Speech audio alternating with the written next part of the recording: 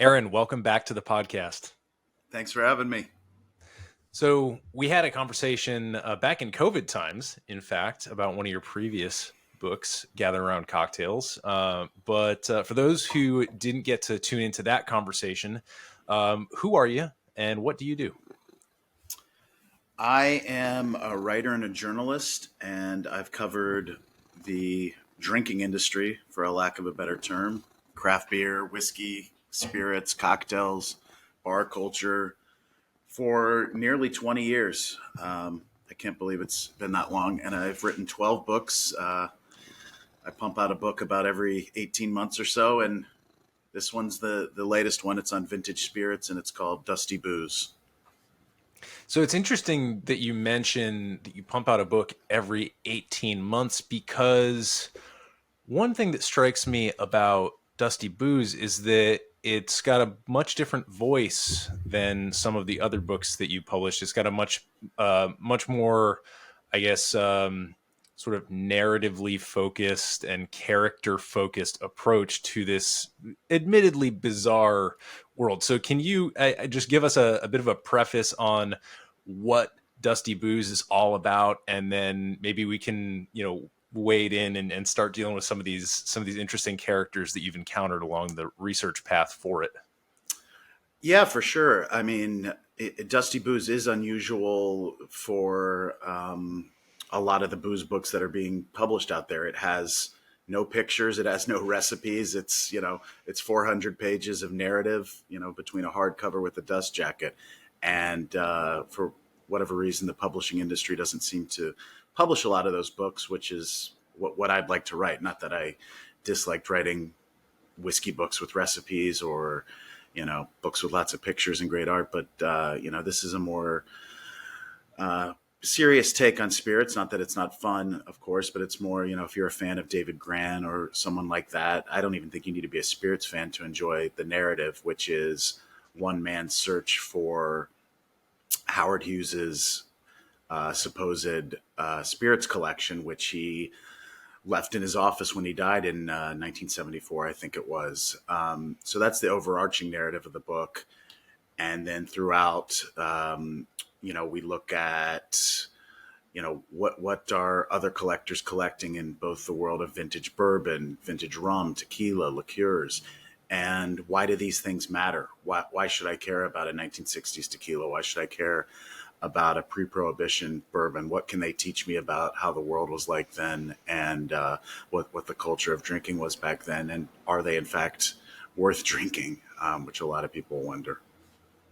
Yeah, and I think this is a great opportunity for us to actually like define what you mean when you say a dusty bottle, because I could just be really shitty at cleaning, right?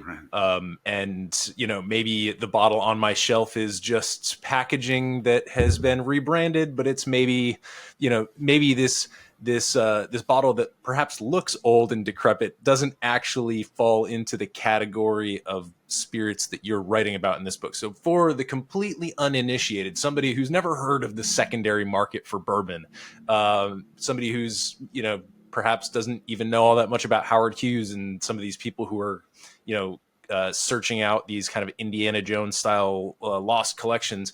What is a dusty bottle, and what separates it from something that is just merely, I guess, old and uninteresting?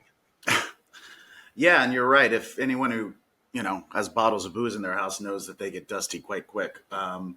There is no official term for what a dusty bottle is, and several states now have vintage spirits laws that allow for selling them. I think in Kentucky, a vintage spirit is anything that's older than a year. In other states, it might be 20 years. Um, some people say a dusty spirit is only something that is made by a distillery that no longer exists, or a production process that has been phased out. I don't really try to define what defines dusty. It's kind of, it when you see it. Um, when I first started looking at vintage spirits, someone would have said, "Well, of course, a 1990s Wild Turkey is not a vintage spirit," but that could be 30 years old these days and gone through several different production processes since then. So yes, it is. Um, But dusty spirits are kind of more on how much do they excite you. A pre-prohibition rye from Maryland might excite you more than that 2001 Maker's Mark, which would also be a vintage spirit, just not perhaps as exciting and valuable.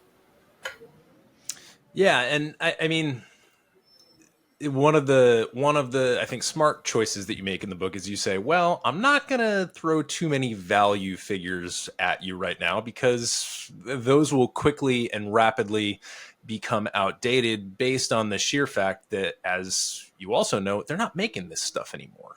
So could you, I guess, explain, maybe explaining the glut of these spirits, primarily bourbon, might help give us a little bit of a historical context to understand why, especially like 10 years ago now, there was such good access to these dusty bottles, and perhaps why now the game is changing and getting a little bit more difficult. Yeah, for sure.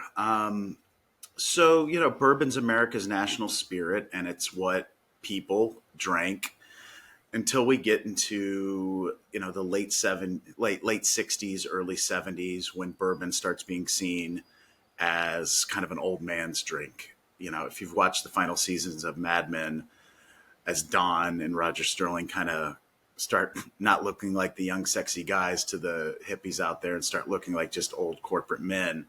And those hippies would have been drinking or smoking other stuff. Clear spirits started to become hot in the 70s. Tequila, rum, vodka. Vodka became red hot. And the kind of cocktails that became hot were also ones that had those spirits, whether screwdrivers, tequila sunrises, stuff like that. So bourbon was kind of getting phased out. And I believe starting in 1971, bourbon sales go down every single year all the way up to, I think, 1999. So you have nearly 30 years where people aren't buying bourbon, but they're still producing a lot of it. And I've asked people in the industry, why were you still producing so much if no one was buying it? And people in the bourbon world just have a unwavering faith that what they're producing is going to be bought by the time it's aged. You can't go, well, no one's buying it now. In 12 years, when this spirit is 12 years old, they're going to be behaving the same. You have to have the kind of unwavering spirit that people will buy it in those 12 years. Well, they were wrong for 30 of those years. And a glut of bourbon occurred and it just lined the shelves and no one was buying it. By the 80s, a lot of this bourbon was getting sent to Japan, which had kind of fallen in love with Americana. And 80s and early 90s Japan somewhat gave a lifeline to the bourbon industry. Towards the end of the 90s, America started seeing what Japan was doing, whether that was collectible bottles of bourbon. Blanton's famously gets launched in Japan. The Japanese like well-aged spirits. Julian Van Winkle was selling them a lot of well-aged spirits. And I think eventually he thought, if they like well-aged spirits, maybe America would like a 23-year-old Pappy Van Winkle, a 20-year-old Pappy Van Winkle. And so that kind of higher end, rarer bourbon, more luxurious bourbon, finally got bourbon back on track in America. And eventually at a certain point in the 2000s, these newfound fans of bourbon started wondering what they'd missed in the 60s, 70s, 80s, and 90s. And luckily, a lot of that stuff was still on shelves and for a quite cheap price. Yeah. Yeah, I mean, it's fascinating to trace almost the boom and bust nature of it because, you know, I think you can go even back before Prohibition when there was a ton of distilleries operating in the US. That was a boom.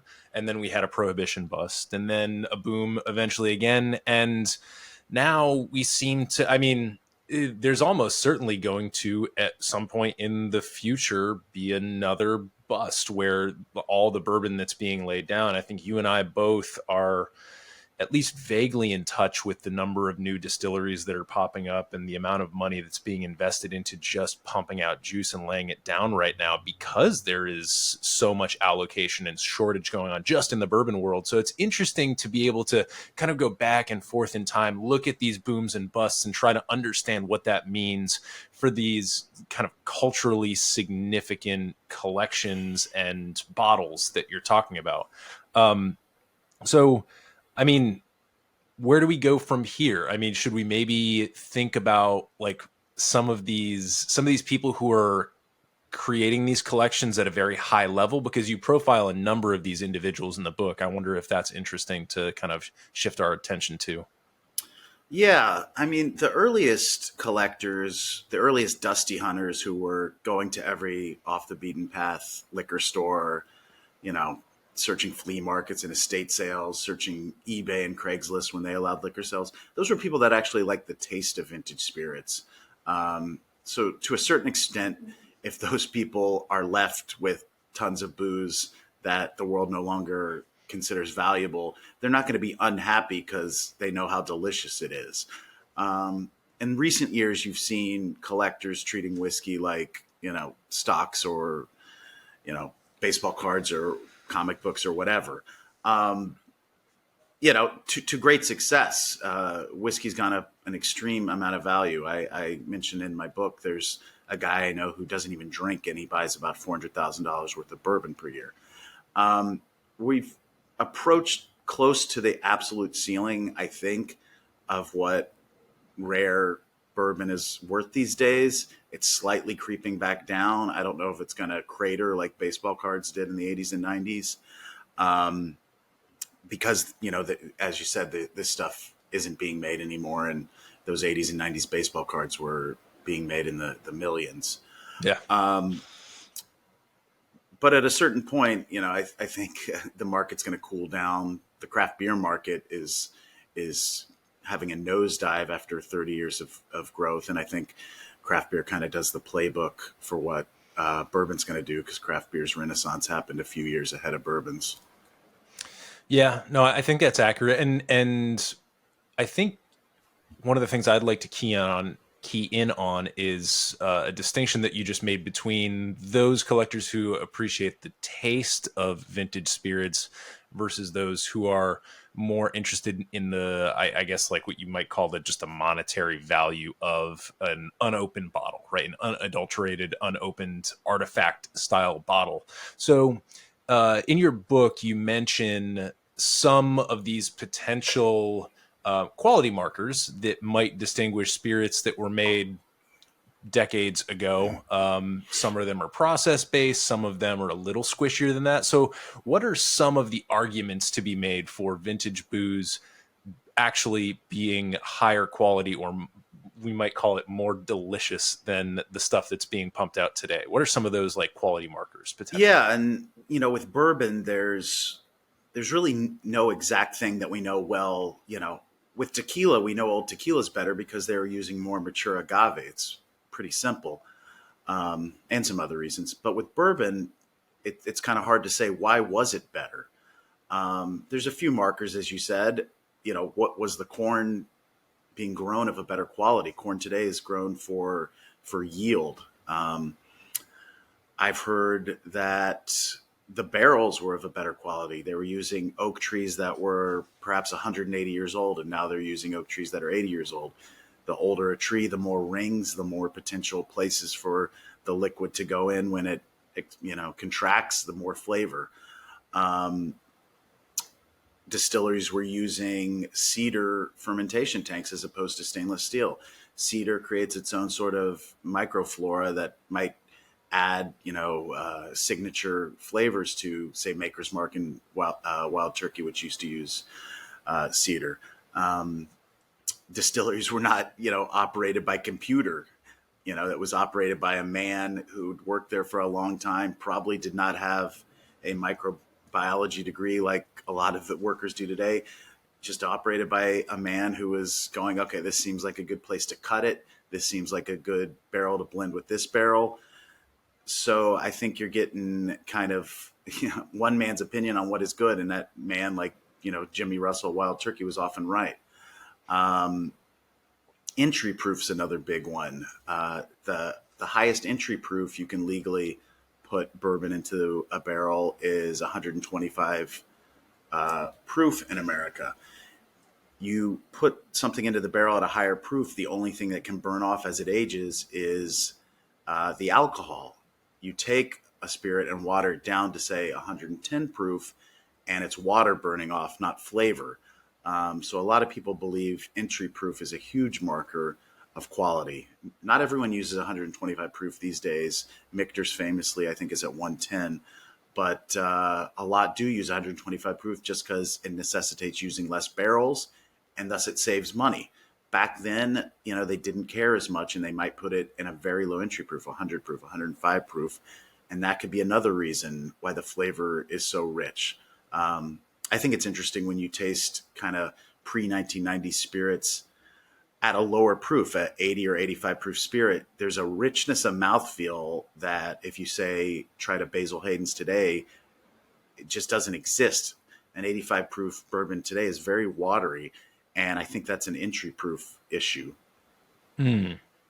Yeah, it's interesting how we're sort of simultaneously able to peg some of these production techniques to actual like qualitative outcomes. Like honestly, like, this stuff is testable, and people have, you can run the test on your own palate, or you can, look at some of the research that's being done at these distilleries.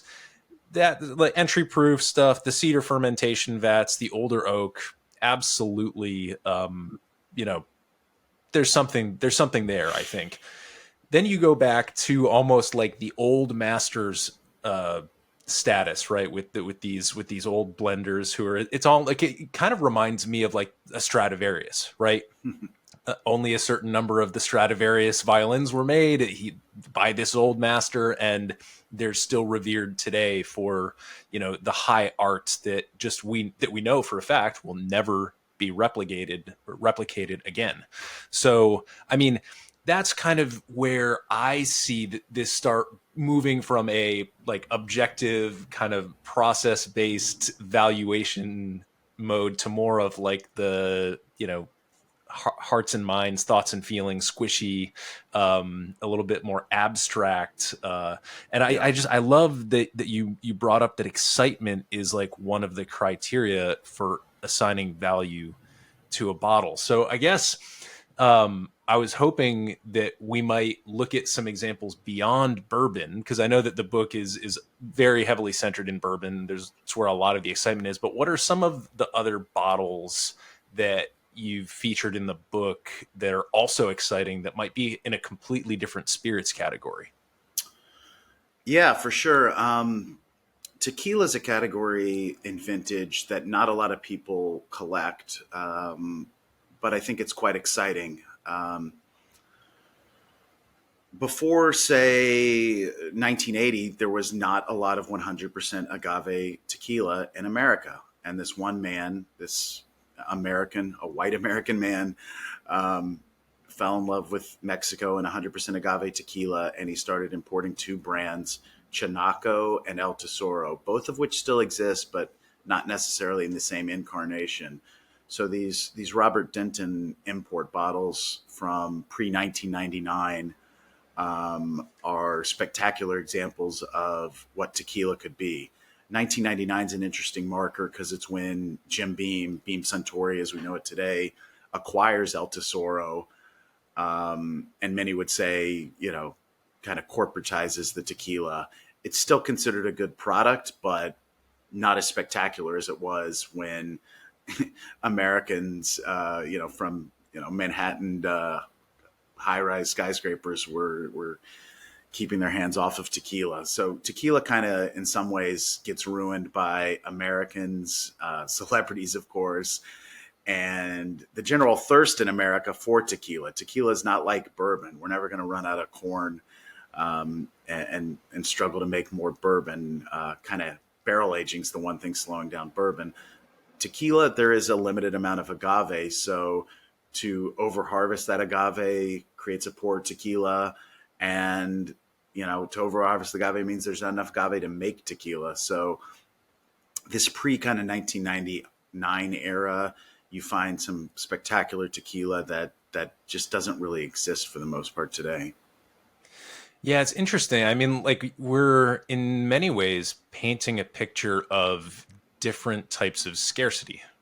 You know, And that makes sense, right? We're talking about collectibles. We're talking about, even though we're not throwing around dollar figures right now, the dollar figures are predicated on supply and demand, supply being a key aspect of that. And, whether we're talking about the oak or we're talking about the time lost practices of taking the time to use cedar as opposed to stainless steel, which you never have to replace, whether we're talking about the patience and the quality that comes from leaving agave in the ground longer, it seems like we're talking about process-based decisions, but also scarcity that it, it would be a real difficult thing to get back to a place where we were waiting 180 years to harvest an oak tree. It would be a really difficult thing for us to get back to, leaving agave plants for tequila in the ground for 15 years. So, I mean, is that part of like the long tail right now that's driving prices so high for these dusty bottles? yeah, to a certain extent. And you are kind of this new wave of spirits makers that are popping up today. You'll see them say, we make it like, grandpa used to. Especially in the tequila world with brands like Fortaleza, you're seeing them say, we're not a corporate conglomerate making tequila as fast as we can to get at you. We are making it very slow, and it's going to take a while and be very limited. And I think that's why it's become so popular. But yeah, if you want to taste certain examples of things, your only choice is to go back to a past era in a more vintage world when things were made more artisanally, slowly, using processes and sometimes ingredients that modern society would not even allow for these days. The El Tesoro distillery didn't even have electricity back, for the first 70 years up until I think the early 90s. So they were making tequila purely without electricity, without lights. They were hand carrying, agave and using their hands to make everything. And I think that's why it's spectacular. No one's going to do that these days unless it's, part of the gimmick for why you should spend so much on a bottle. Right. And then to me, I mean, that what you just described made me think, wow, like that really does sound like an ancestral, like literally no electricity, all manual stuff. And now these days we have that virtue signal on the label as a term for people who are trying to gesture toward that without perhaps walking the walk as much as was done decades ago. Um, all really fascinating. I'd love to see if we could chat a little bit about, like, let's say somebody who's listening is like, okay, I know about spirits. I'm reasonably compelled by some of these quality markers that Aaron has just laid out. I'd like to try my hand at maybe getting a hold of a couple of these dusty bottles. What are some of the moves and some of the best practices for locating and validating some of these products? I know that serial numbers and DSPs are like there's some actual like hooks that you can put in and actually do some real research to validate some of these potential finds that you might run across at estate sales or off the beaten path liquor stores. Sure. Yeah. I mean, and I'd say the best thing if you want to try vintage spirits is not to find full bottles, which are very expensive, but to go to, some of the few dozen places in America that sell them by the pour, which might not be as expensive as you think. If you go to some of these places, there's a great bar called Neat in Louisville where you can try some really spectacular old bourbon for perhaps $10 a pour. So I'd say start there. One of the biggest markers, if you stumble upon an old bottle in the attic or grandpa's liquor cabinet, is what's called a tax stamp. It goes over top of the cap, and those were mandated up till I believe 1981. 1981 is also when American spirits switched to using the metric system. No one ever thinks how funny it is that we kind of hate the metric system in America, except in the spirits world where everything's metric and where we have to go. Well, how many ounces is 750 milliliters? So if you find something in the non-metric system, that also is before 1981, and that'd be a good marker that you found something at least 40 years old, whether it's in pint size, quart size, any size that's not mLs. Yeah, it's interesting. It's funny when I occasionally I'll go to a liquor store, or I'll talk with somebody in my dad's generation, and they'll reference like the pint or the half gallon. I'm like, half gallon? Like, what am I going out for milk right now? Right. So yeah, it's interesting to know that. And the funny, the first time I encountered something along these lines, was when I did a chartreuse seminar at Tales of the Cocktail. I want to say it was like 2017 or 2018. And they actually, they provided a way to look at the serial number on the bottle that would give you an insight to when that bottle was actually filled. So are there any other, like, is that something that all distilleries used to do, or is that just something that you kind of got to know to look for? Yeah, and I'm not a walking encyclopedia of these serial numbers and whatnot, but at least in the bourbon world, as you kind of hinted on, there's something called the DSP. Every single distillery gets issued a number, and before the last 10 years ago, all these distilleries would have been mostly in Kentucky.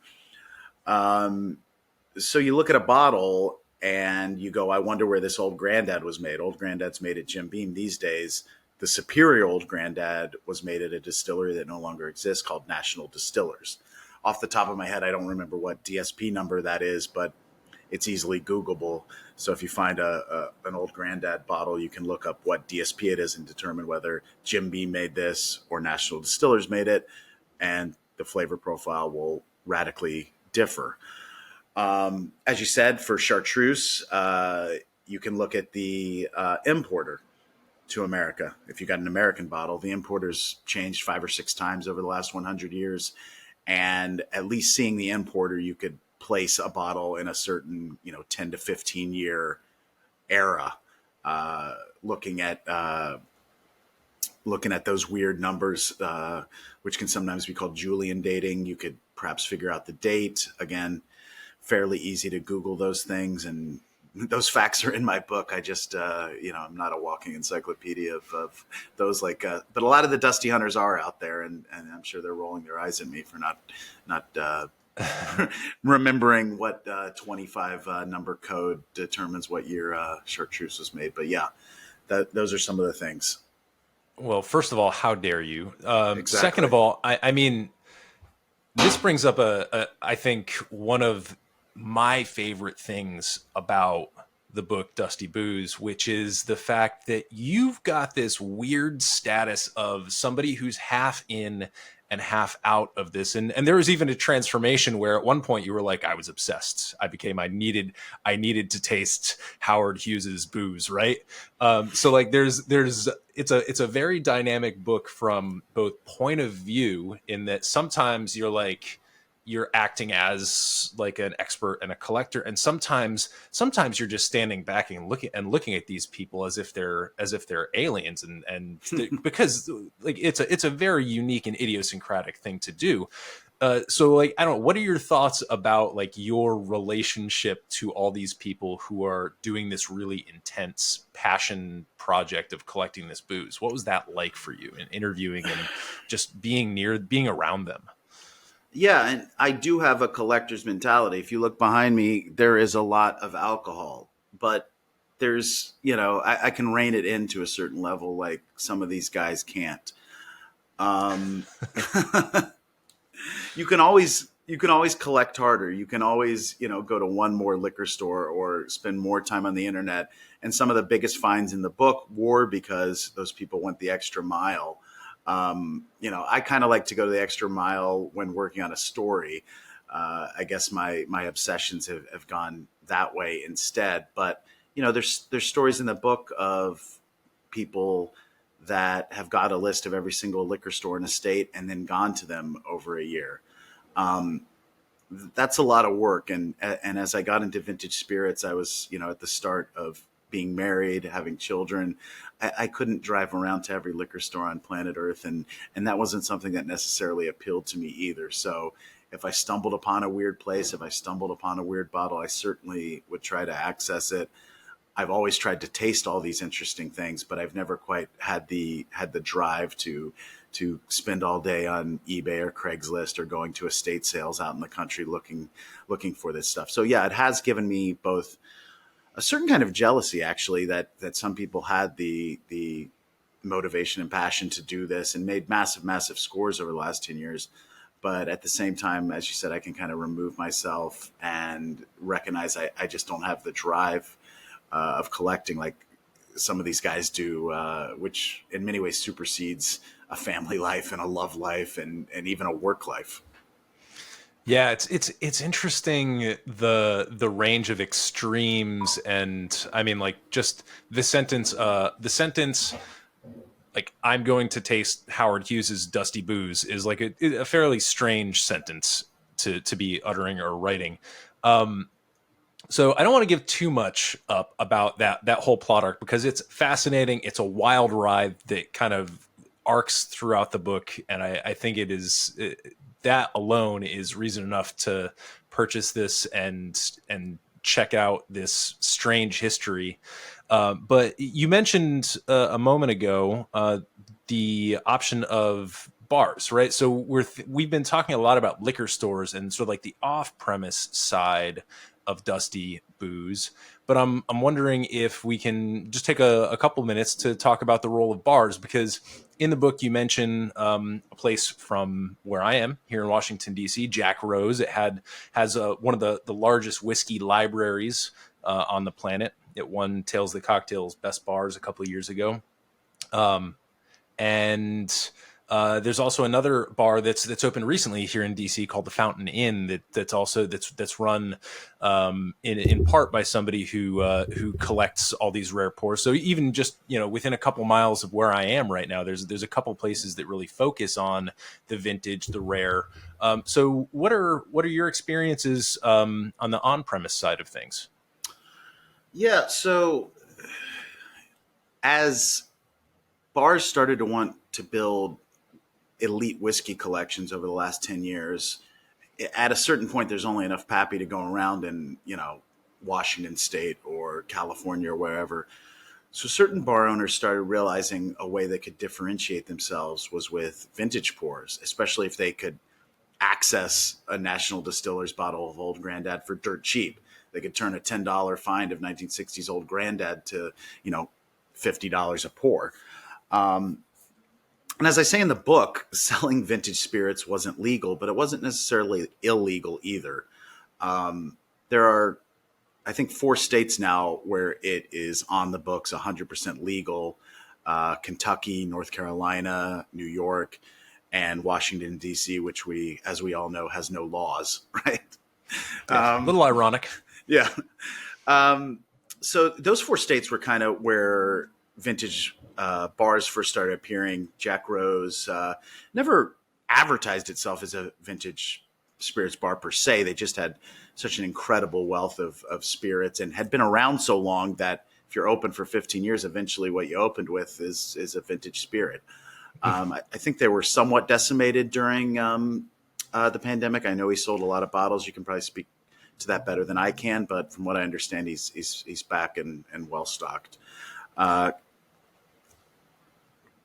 Kentucky. There was sorry for the interruption. He did. There was Bill Thomas did an auction during COVID, which I think that was a really nice way to do it too, because what are people missing? Well, access to Jack Rose. Great, buy a piece, keep it open. support them. So I think it worked out well for them. And yeah, as you mentioned, they are back up and running, and they've got a couple of sister establishments on the same block that are doing interesting things and still selling really really nice pours and doing great work there. So they're very much back at it now. They've survived and they've come back nice and strong. Yeah, nice. Um, yeah, so you got Kentucky's probably the vintage epicenter these days, and they have a flat out vintage spirits law which encourages it. Neat is one of the better bars in Louisville.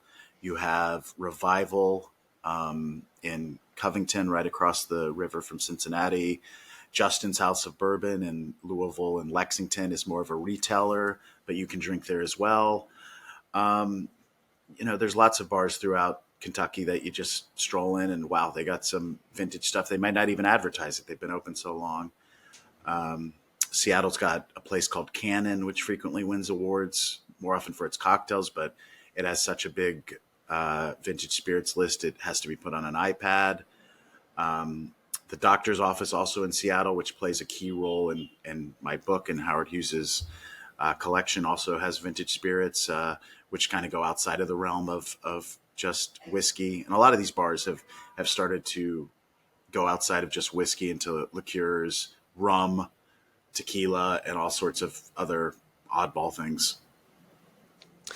Yeah.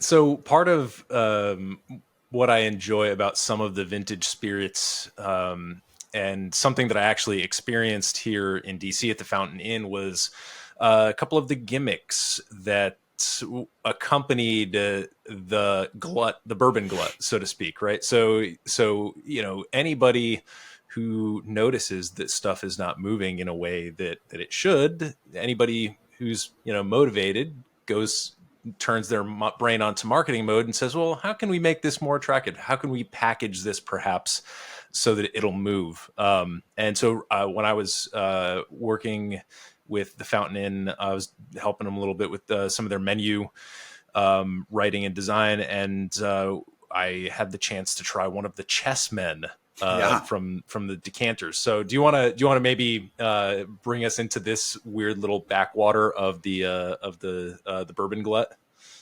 Yeah. So in the 60s, 70s, 80s, when these distilleries couldn't sell standard bottles of bourbon, they started putting them in collectible decanters, hoping people might buy them as gifts or keepsakes to keep around the house just because the actual decanter was cool. Old Crow made a gigantic chess set. What is that? 24 men on each side, 20 men on each side. I don't play Yeah, chess. it's and they're large decanters too. Right. These are 750s or whatever the size was at the time. 40 different pieces, both in black and white, with a literal chessboard. Collect them all. But this happens to be incredible liquid if you get a well preserved bottle. That's probably the most elite decanter from the past you could collect. But there's lots of other funny ones. Wild Turkey for 20 or 30 years had a yearly ceramic turkey they released, which is great stuff. This distillery called McCormick used to put their bourbon into collectible Elvises, whether Hawaii Elvis or Fat Elvis from Las Vegas or whatever. Those have oddly become collectible right now, more for the decanter than the quality of the liquid. But you'll see them at vintage bars. They're funny to have on the shelf. The first incarnation of Michter's, which was in Pennsylvania, released a King Tut decanter in, I think it was 1978, whenever King Tut was discovered and paraded around the world. That was to commemorate that. That's more of a funny thing to look at than quality liquid, but you'll see that everywhere. What else? During that Japan phase of being in love with American bourbon, a lot of American distilleries made products to appeal to Japanese people, with a sort of Americana. There was a bottle made out of denim, a denim covered bottle. Julian Van Winkle put some of his liquid in a collectible cowboy boot, Laredo Pass, Oh yeah, I've seen those. Yep. which is actually delicious liquid, but looks so ridiculous. Not a lot of people recognize that. You'll see lots of kind of guns and 6-shooter type decanters. For a while, Stitzelweller also was putting liquid into these kind of Kentucky hillbilly type characters, which you'll see around a lot. Jim Beam was probably the biggest maker of decanters, and they have plenty of absolutely ridiculous ones. Probably my favorite is Vice President Spiro Agnew decanter, which who doesn't want to have a Spiro Agnew decanter around the house with 80 proof Jim Beam in it? So pretty much anything Yeah. you can dream of. If you go, oh, I wonder if my favorite college sports team was ever put in a decanter in the 70s. Yes, they were. Go on eBay. You can find an empty decanter for the LSU Tigers or Notre Dame Fighting Irish or whoever you want to collect. Yeah, it's fascinating. And I feel like that sort of move. I mean, I think it was starting to leak back into the distilling space prior to COVID, and then COVID just slashed all supply lines that would allow for custom containers to be made and shipped efficiently. But I could actually see that as something that's maybe ready to start happening again. I don't know. I don't know if you have any thoughts or if you've actually seen some of this occurring more than just the distilleries that buy like the bottle etchers and allow you to customize the bottles. I think we're maybe approaching some of that custom container ship again. Yeah, and I should mention these old decanters were leaded, so you you put your life at risk when you try them, and I have put my life at risk many times, all for the love of vintage spirits. But yeah, you're kind of right. Right before the pandemic, Wild Turkey released a kind of retro throwback decanter that was pretty cool. The problem with these turkey decanters is they all have a thin turkey neck, so once you're moving the bottles, they always end up cracking. But you have Highwire Distilling in Charleston released a pretty cool La Crusette, never know how to pronounce it, kind of jug of their Jimmy Red bourbon, which sold for quite a bit. You definitely see weird packaging in the Scotch world where Macallan puts their stuff in these beautiful crystal decanters, which are often worth more than the liquid itself. But yeah, places are just constantly looking to how they can outdo themselves, how they can separate themselves. So we might see Spiro Agnew again. Yeah, I'm honestly I'm hoping because right, like, in part of this is that booze is meant to be fun, and I think certainly in the research process for this book, you've crossed over that infinity moment where it's like I'm having so much fun doing this, it has become a job, right? Right. Of just like, sifting the sifting through of the, all the online forums and the social media groups and, the amount of work it takes to participate in the secondary market for alcohol turns it, I've spoken to people. I don't personally buy bottles on any sort of secondary market because I don't know that it contributes to the overall landscape in a way that I like. But I've spoken with people who participate actively in the secondary market, and they're like, almost to a person, are like, yeah, man, it's a lot. I still do it. I'm still gonna keep doing it, but it's a lot of work and it's still very expensive. So I don't know. Do you have, as we kind of round out here and maybe think about what the future of Dusty Bottles looks like? I mean, do you have any thoughts on the current state of the secondary market? Well, as I said, I think it's kind of peaked out and going down quite a bit. I wouldn't be surprised if in 5 to 10 years, you can walk in and buy Pappy Van Winkle whenever you want for, say, $200. I don't know. Maybe that's a pipe dream.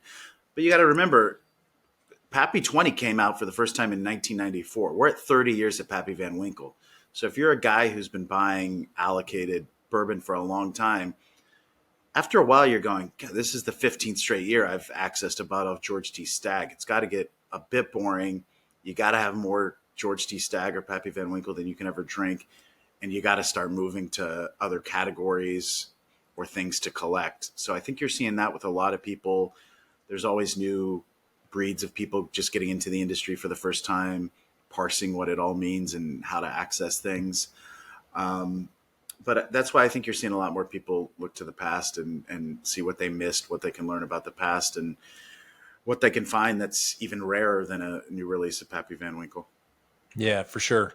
For sure. And I think I mean that's a good point, because to me there's a little bit of doom and gloom in this, in that like, we're not making any more of this stuff. It's just going to become a game of diminishing returns. But I think your point is well taken, in that it's like, well, we focus so hard on bourbon that we've missed a lot of this other stuff. And I think when the craze for dusty bottles really started, the internet was still in a nascent enough form that when you went online and searched English speaking or American forums, you really were just talking to people in your country. Whereas now we have a truly global internet, and we have things like Google Translate, and you can go on to, a German site or a French site and start gathering information in a different way. So I mean, what do you think about the notion of a more thorough, more widespread second pass through the archives to see what we can find in potentially places that are not Kentucky, USA? Yeah, well, any American who's gone to Europe has perhaps walked into a liquor store and seen an old bottle of something and been rushed back to 20 years ago in America. A lot of Europe doesn't care about this old stuff. I was in Rome 2 or 3 years ago and found tons of old vintage Amaro that would have sold for quite a bit here, but just on the shelves there. It was actually in the bargain bin there, believe it or not. They hadn't sold it in so long, they were willing to get rid of it. This was Rome. This was not some country town either. Certain places care about certain spirits, other places don't. Famously, you can still get bourbon pretty cheap in the UK because they care more about Scotch. They have less respect for bourbon. So I know a lot of people who buy their bourbon from UK auction sites, UK dealers. Yeah, the world's a big place, and there's lots of bottles out there. Yeah. Well, I'm glad that we were able to reframe that for me on a note of optimism, because although I don't personally plan on, spending a whole lot of time and resources on hunting for dusties myself, I think I mentioned when we were emailing, I'm about to move. I might find myself at estate sales looking for some furniture to help furnish my new place. So I want to at least be on the lookout for these things, and better to be optimistic in the process. So I want to hit some lightning round questions here, Okay. but before we do that, what are the details on the book? When is it launching? Who are you working with on the publishing side of things? Where should we be on the lookout for the book so that we can pre-order and pick up our copy when it launches? Yeah, got a copy right here. Dusty Booze. Right. I love it. In Search of Vintage Spirits. It's from Abrams. Sold wherever books are sold. It's currently online for pre-order. Pre-orders are crucial for first week sales, which are crucial for making any sort of list, bestseller list, and getting press. So it's available on Kindle as a hardback with a dust jacket, as I mentioned, and an audiobook version, not read by me, unfortunately, will be out eventually. I didn't win the audition. They gave it to someone with a better voice. So was it Robert Simonson? He actually voices his current book, but no, I did not. Yeah. I did not get the gig, which also stinks because they pay you extra for that. But alas, man. Well, I will of course link on the show notes page to the pre-order for Dusty Booze. And for now, let's jump into the lightning round. And as we do, I want to just preface that, again, you mentioned this is a 400-page book. We've just been dipping in and out of some of the general topics and making some references to this fascinating narrative arc in the book. But there's a lot of content in this book. So we're going to do a quick game of Kill, Marry, Fornicate. And I just picked three bottles that for me, are kind of representative of like some bottles that would be like really impressive to me. So we've got pre-phylloxera cognac, original Navy, Royal Navy rum, and a Tarragona chartreuse. So KMF. So I've had Navy rum, which is spectacular, and I've had the chartreuse, also spectacular. I've embarrassingly never had pre-phylloxera cognac, so I guess I gotta F that just to get a little taste. Oh yeah. Geez, the other one is very tough. Because I love chartreuse and I love old rum. I guess I'm gonna marry chartreuse, and I can't believe it. Kill the rum. That's crazy.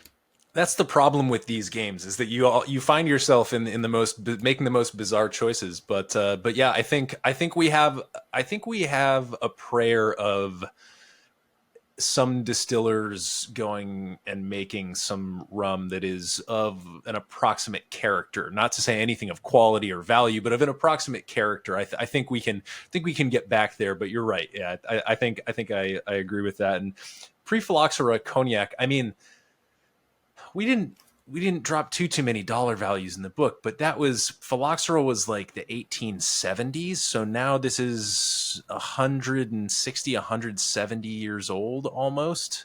I mean, like, how much could a pour of pre-phylloxera cognac go for these days? Well, so the nice thing about cognac, if you only care about tasting it, is there's not a lot of famous brands. So a lot of current American collectors don't even know what's good, myself necessarily included. So I've definitely seen 1870s bottles online for maybe $1,000, which is kind of insane.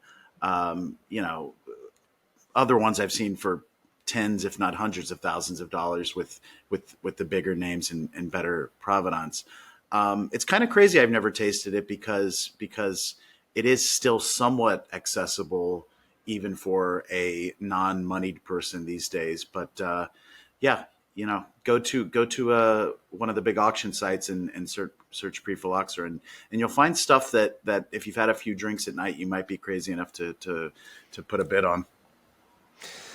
Yeah. Well, I mean, this leads us to sort of the next lightning round question here, which is: do you have perhaps like a unicorn bottle that you would move heaven and earth to be able to taste or obtain? I mean, let's assume that you've got the budget for it. Let's not make money a lightning round impediment here. But is there a unicorn bottle that you're particularly fascinated by?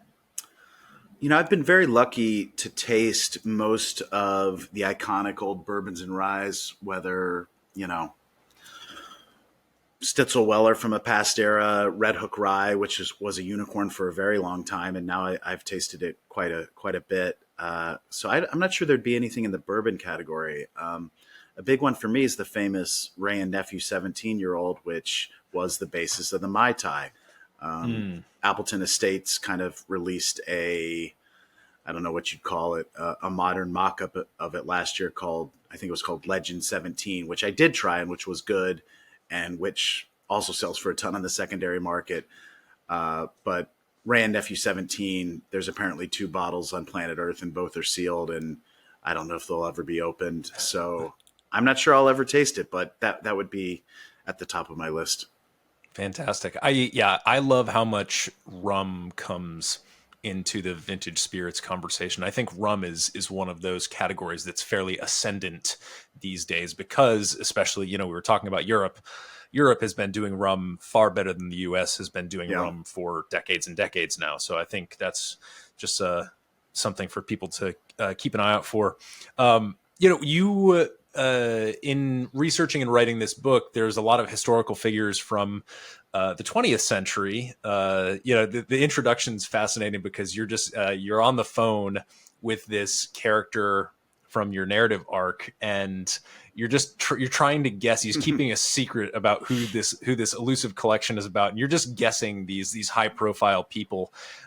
So who is somebody from that era that you were researching? We can say like mid to late 20th century, who, if celebrity spirits brands were totally a thing back then, would have absolutely, in your opinion, owned, some equivalent of like a Casamigos or something like that?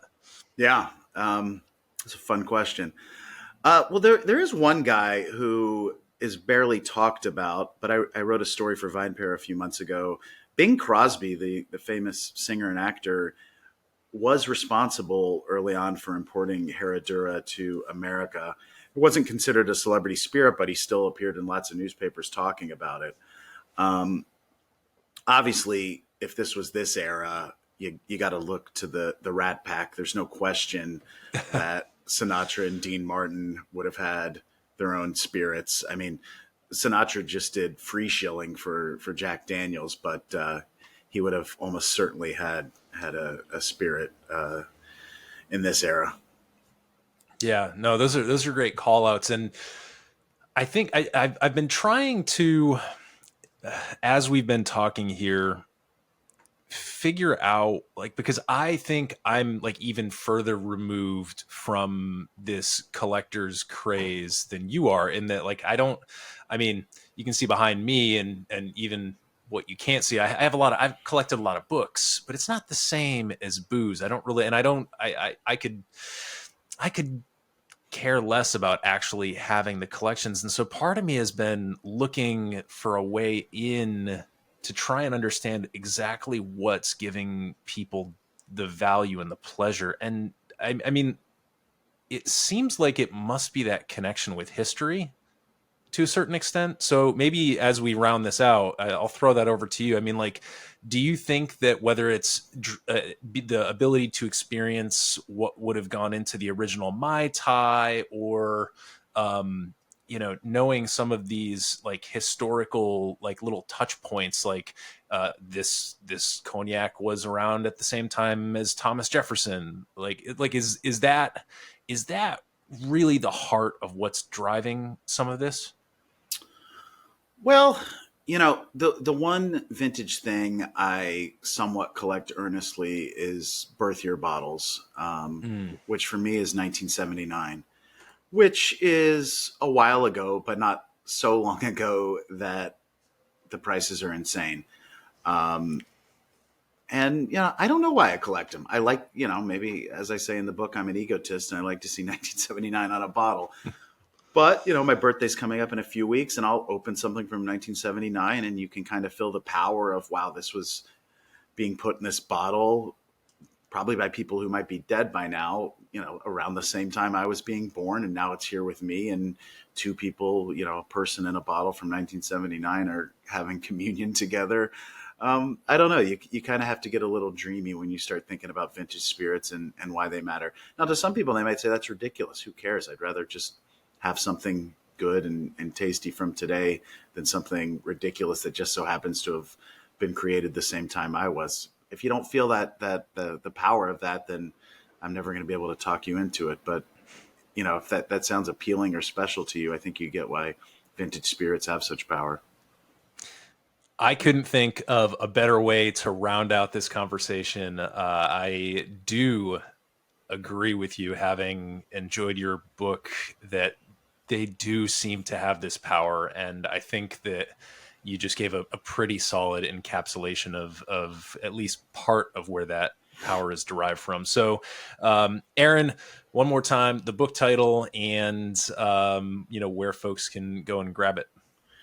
Yeah, Dusty Booze in Search of Vintage Spirits from Abrams, March 5th. It's on Amazon, Barnes & Noble, every place you can just about buy books. Go harass your local independent bookstore and ask why they don't have it. Maybe I'll come out and sign it for you, hopefully. Yeah. I'll be doing a few book events throughout the country, so follow me on social media and see where those are going to be. Fantastic. Well, and I can imagine that having the copy be signed would be, increase the value a little bit, right? Yeah, just like vintage spirits. Yeah. Just like vintage spirits. Aaron, thanks so much for being a guest here on the Modern Bar Cart podcast. Thank you so much. It was fun.